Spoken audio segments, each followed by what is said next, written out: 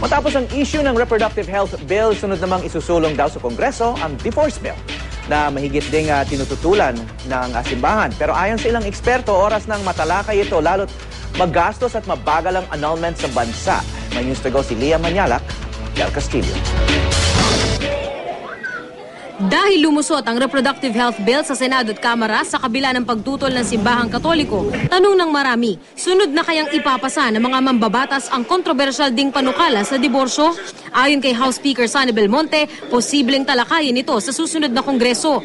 Sa inihaing House Bill 1799 ni Gabriela Representatives Luz Viminda Ilagan at Emeranciana de Jesus nitong Hunyo, madadagdag na opsyon ang diborsyo sa mga mag-asawang hindi na magkasundo sa pamamagitan ng pag-amyenda ng Family Code. Ibig sabihin, legal na makapaghihiwalay ang mag-asawa pero kinikilalang may bisa pa rin ang kanilang kasal. Ang divorce ay isang paraan para malinaw ang mga relationship ng mga tao. At hindi ba mas tinitignan ng simbahan na immoral yung nagpipisan, no? Living together without the blessings of the church. Wala pa namang kaparehong panukala sa Senado. I don't know if there's time. And even if I start it, hindi naman yan matatapos, di ba? But I do agree that it is a measure that cannot be ignored. It is a measure who I also believe that its time has come. Allow me to read the bill first. Let me reiterate that, no? Sa ngayon, annulment lang o yung pagpapawalang bisa ng isang kasal ang opsyon ng mga hindi magkasundong mag-asawa. Bagay na mahirap patunayan bukod pa sa magastos at matagal na proseso. It is a good time to consider having divorce in the Philippines.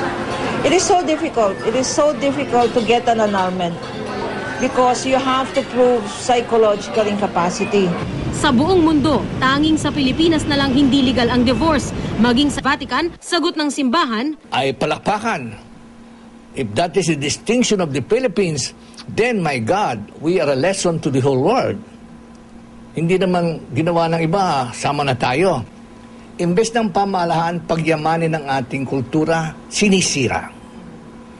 Imbes ng pamahalaan ay kanyang pag-ingatan ng ating value system, ito'y winawasak. Anong klaseng administrasyon to? Ayon naman sa palasyo, hindi siya napag-uusapan. It's not on the radar. Hati naman ang publiko sa panukala. Habitual na nila na pwede naman pala divorce, pwede uli ako mag-asawa, gano'n. Yun naman yung aking kwa. Pero mostly sa akin, pabor ako. Siyempre ayaw. Bakit po? Kasi para maganda ang race sa sa mga bata, di ba? Leah Manyalak, Del Castillo, GMA News.